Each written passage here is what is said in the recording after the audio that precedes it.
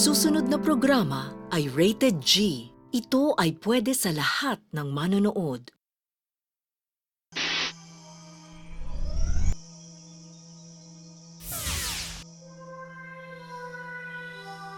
Alam niyo ba ang mga pagkakatulad ng mga hayop na ito?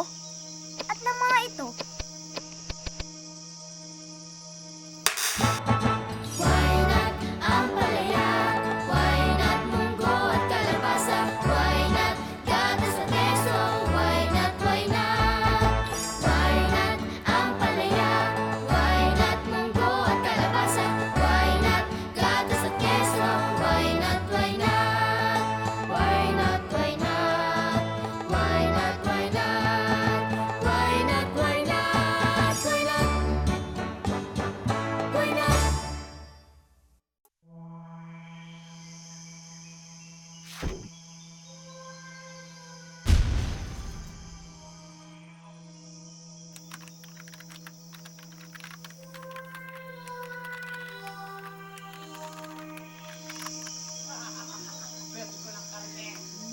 May problema sa Gutom City.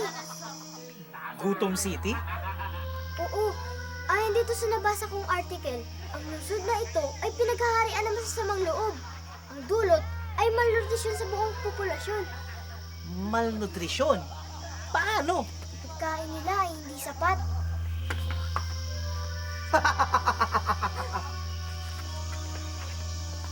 Comics na lang ang bilhin mo! Bakit? Mapapatawa ka ba ng mga saging na yan? Di balanse.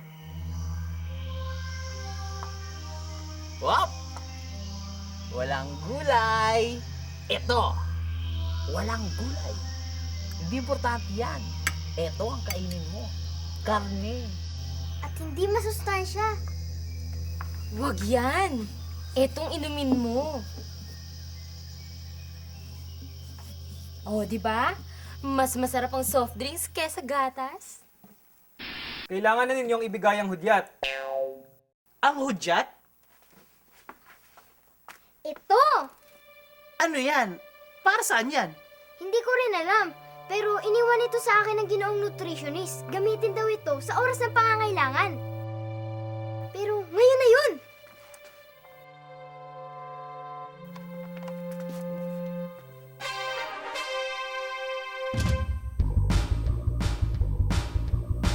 Mastermind, nakasignal.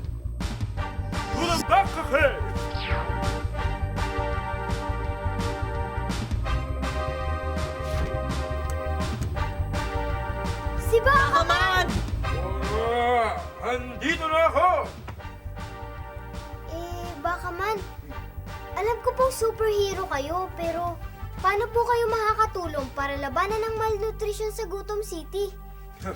Kailangan nila ng pagkain na kumpleto sa sustansyang magbibigay sa kanila ng enerhiya at mga sustansyang magpapasigla at magpapatibay ng kanilang katawan.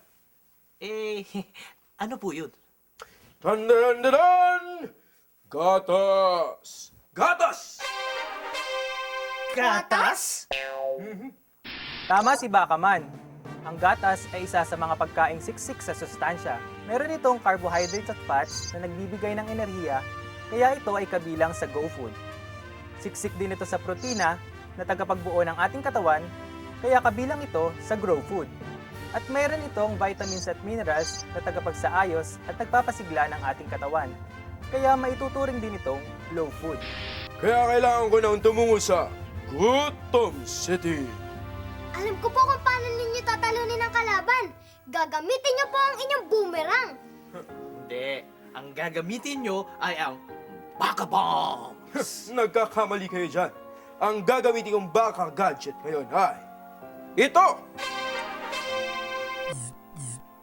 Ha? Joke lang, no? Lalaki ako eh. Sige na, kailangan ko pang gatasan ng mga baka sa farm. Kaya, huwag kayong aalis.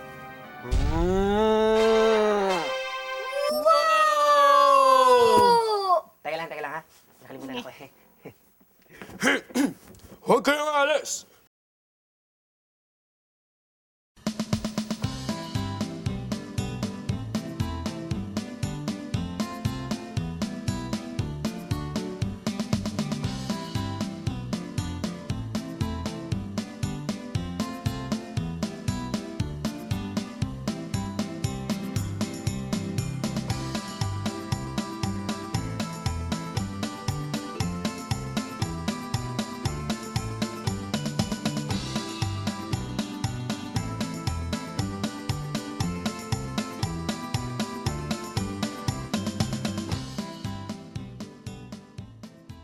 Sigurado pong matutulungan ni Bakaman ang mga taga-Gutom City dahil masustansya ang kanyang dalang gatas ng baka. Oo nga, matutulungan niya ang matatanda, ang mga bata, at ang mga sanggol. Naku, hindi lahat ay magandang painumin ng gatas ng baka. Hindi ho para sa lahat ang gatas ng baka? Para sa sanggol, mula pagkapanganak hanggang 6 na buwan, gatas lang ng ina ang dapat ibigay. Ito ang tinatawag na exclusive breastfeeding. At kahit kumakain na siya simula sa 6 na buwan, dapat ay pasusuhin pa rin siya hanggang 2 taon o higit pa. Bakit po? Dahil ang gatas ng ina ay kumpletong pagkain para kay baby. Hindi matatapatan ng mga gatas na nabibili sa tindahan ang gatas ng ina. Bukod sa sustansyang taglay nito tulad ng protina, fats at mga bitamin at mineral, ang gatas ng ina ay mayroon ding tinatawag na colostrum na nagtataglay ng antibodies o mga panlaban sa sakit. Panlaban sa sakit? Oo, Kuya Edward. Ito ang nagbibigay proteksyon sa sanggol. At isa pa, ang gatas ng ina ay siguradong malinis sapagkat ito ay galing sa kanyang katawan at diretso sa sanggol kapag ito ay sinuso. Sa kabilang dako, ang gatas na tinitimpla ay maaaring mapamugaran ng mga mikrobyo. Kapag pinaproseso pa lang ang gatas sa factory, kapag nilalagay na sa bote. Maaaring ang tubig din na ginagamit sa pagtitimpla ay may mikrobyo. Saka, maaari din itong mapanis. Talaga po palang mas mainam na pasusuin ng sanggol kaysa sa bigyan ng gatas mula sa tindahan. Tama ka, V. Bukod sa masustansya at ligtas ang gatas ng ina, ito ay libre at meron pang bading ang mag-ina. Check! Tama, sapat, eksklusibo. Gatas ni nanay, kailangan ni baby. Kaya naman bukod sa mga dala-dala ko rito mga gatas, tuturuan ko rin at hikayatin ang mga ina na mag-breastfeed o magpasuso ng kanilang sanggol.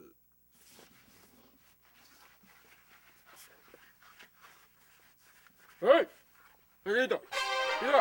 Dito!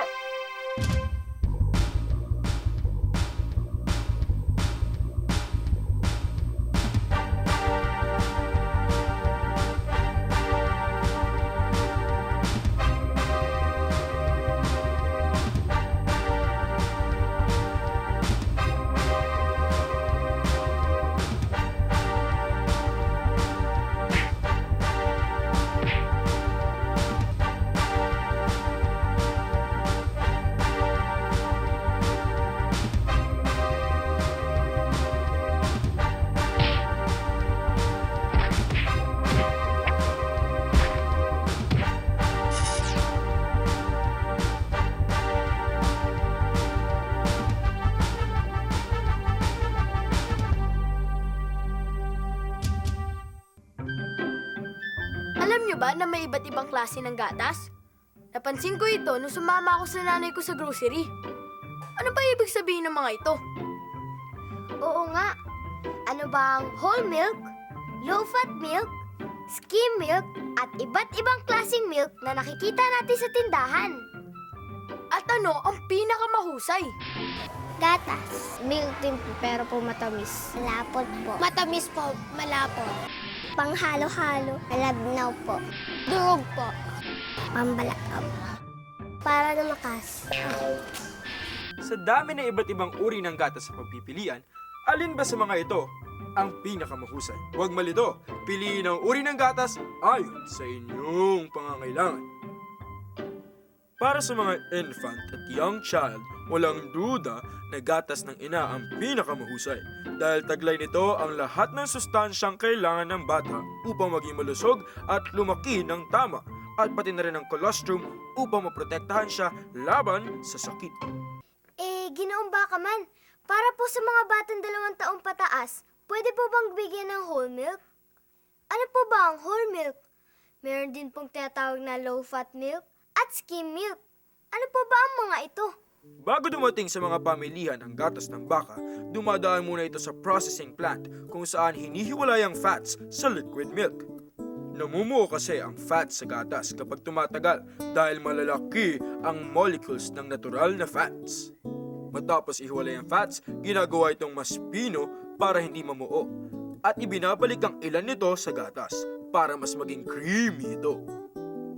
Ngayon, batay sa dami ng fats na ibinabalik ang uri ng gatas. Ang fat sa skim milk o fat-free milk ay less than 0.5% fat, kaya kalahati lang ang calories nito kumpara sa whole milk. Ito ang pinakamabuti para sa mga matatanda, lalo na ang mga nagpapababa ng timbang. Ang low-fat milk naman ay may 1 to 2% fat. Mas marami itong fat kaysa skim milk, kaya mas may lasa ito. Samantala, ang whole milk o full cream milk ay may 3.5% milk fat. Ito ang pinakamalinamnam sa lahat. Mabuti ito para sa mga bata dahil kailangan nila ang dagdag na enerhiya. At dahil ang fatty acids ay mahalaga sa development ng utak at ng nervous system. Kailangan din ng fats para matunaw at magamit ng ating katawan ang fat-soluble vitamins A, D, E, at K. Iniba-iba ang lamang fats ng gatas dahil iba-iba ang pangangailangan ng iba't ibang tao ng fats. Baka man, pakipaliwanag na rin kay V kung ano ang evaporated milk, ang condensed milk, at ang powdered milk. Ang evaporated, condensed at powdered milk naman ay ginawa para hindi madaling mapanis o masira ang gatas. Tubig naman ang tinatanggal dito at dinadagdagan ng asukal. Mas matagal kasing mapanis ang pagkain kapag may asukal. Ang evaporated milk, condensed milk, at powdered milk ay ginagawa para hindi madaling mapanis o masira ang gatas. Hindi ito agad napapanis dahil sa asukal. Pero hindi ito maganda ipainom sa bata dahil masyadong marami ang asukal nito. Sa powdered milk naman, tinutuyo sa pamamagitan ng evaporation ang lahat ng liquid sa gatas. Mas matagal ito bago masira at hindi na kinakailangan ilagay sa refrigerator. Isang paalala lang sa mga gumagamit ng powdered milk. Sundin ang tamang dami ng tubig sa pagtimpla. Huwag gawing malanaw para di magkulang ang sustansyang makukuha ninyo rito. Ang mga klase po pala ng gatas ay depende sa fats na taglay nito. Tama yon, V. Ano naman po pala yung chocolate milk? Ang chocolate milk na uso ngayon ay ginawa dahil di gaanong gusto ng mga bata ang lasa ng gatas. Mas may lasa ito at nagbibigay ng dagdag na enerhiya. Meron din itong antioxidants, lalo na kung mas brown yung chocolate. Tumutulong din ito para pagandahin ang daloy ng ating dugo at maaaring makapagpasigla ito sa atin, lalo na sa panahong tayo ay nai-stress o nahihirapan. Ang ibang gatas ay nilalagyan din ng ibang flavors gaya ng strawberry, blueberry, para pangingganyo sa mga taong hindi gusto ang lasa ng plain milk. Yun naman pong soy milk. Ang soy milk ay galing sa soybeans at hindi sa anumang uri ng hayop. Pareho rin ang taglay nitong protina pero iba ang mga sustansya. Kaunti lamang ang taglay nitong calcium pero meron itong lecithin at vitamin E. At ang mahalaga, maaari itong inumin ng mga taong may lactose intolerance o yung mga taong sumasakit ang tiyan kapag umiinom ng gatas ng hayop. O kaya ay yung mga may allergy sa gatas.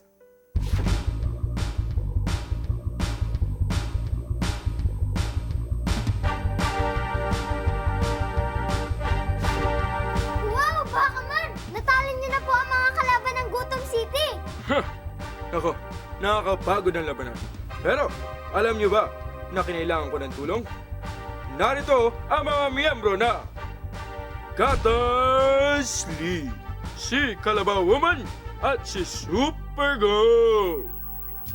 Kalabaw Woman at Super Goat? Wow! Alam niyo ba na ang gatas ng kalabaw ang pinakamayaman sa fats? Kaya naman, mabuti itong inumin para sa mga kulang sa sustansya. Pero mataas ito sa kolesterol. Kaunti lang ito ay malaking dagdag na ang napupunan sa pangangailangan sa enerhiya. Masustansya din ang gatas ng kambing. Kahit mas kaunti ang taglay nitong calcium kaysa gatas ng baka at kalabaw. Kaya para sa mga kailangan magpalakas ng buto at magpalaki ng kalamnan, ito ang the best. At isa pa, ang hindi kayang uminom ng gatas ng baka ay makakainom ng gatas ng kambing. Ang galing, di ba? Kami ang Gatas League ng Gutom City! Nakakita nakakita na ba kayo? O kaya, nakaamoy ng... Yak! Nakatikim ng panis na gatas? Sabi ng nanay ko, napapanis ang gatas kapag nainitan, kapag nabuksan na at hindi nilagay sa ref, at kapag lampas na ito sa expiration date nito. Ang gatas ay napapanis dahil pinamumugaran nito ng bakterya. Pero alam nyo ba na may mga gatas na sadyang nilalagyan ng bakterya at sadyang pinabubulok? Ang acidophilus milk, keso at yogurt ay mga milk-based products na nilalagyan ng bakterya. Ang acidophilus milk ay gatas na nilalagyan ng mga bakterya na tumutulong para gumanda ang kalagayan ng ating mga bituka. Nilalabanan nito ang mga nakakasamang bakterya na nakakapasok sa ating mga bituka. Ang ibang mga keso naman ay nilalagyan ng amag para magkalasa. Ito ang nagpapasarap sa ilang keso. Ang yogurt naman ay gatas na dinadagdagan din ng bakterya para mas lumapot at magkaroon ng mas maasim na lasa. Mas mababa ang taglay ng fats nito kaysa sa ordinaryong gatas at mainam sa mga taong nahihirapang uminom ng gatas. Pwede itong kainin diretso o ilagay sa iba't ibang pagkain. Alam nyo ba na maaaring nakukuha nyo ang sustansya ng gatas nang di nyo nalalaman? Dahil ito sa mga pagkain kinakain natin na gawa sa gatas tulad ng krema, butter, yogurt, ice cream, keso, polvoron, at marami pang iba. Malulusog na ngayon ang mga tao sa Gutom City. Salamat kay Bakaman! Kung makikilala sana natin siya, mabibigyan natin siya ng parangal, hindi ba? Sa palagay ko, hindi na niya kailangan yon. Malaman lang natin ang kahalagahan ng gatas sa ating diet, lalo na ang breast milk para sa mga sanggol. Masaya na siya. Tama. Fats, protina, carbohydrates, calcium, at iba pang mga vitamina at mineral. Bibigay ng enerhiya, Tumutulong magbuo ng ating katawan. magpasigla ng ating katawan at isipan. Kailangan natin isama. Sa sari-saring masustansyang pagkain na kinakain natin sa araw-araw. Tama! Cheers!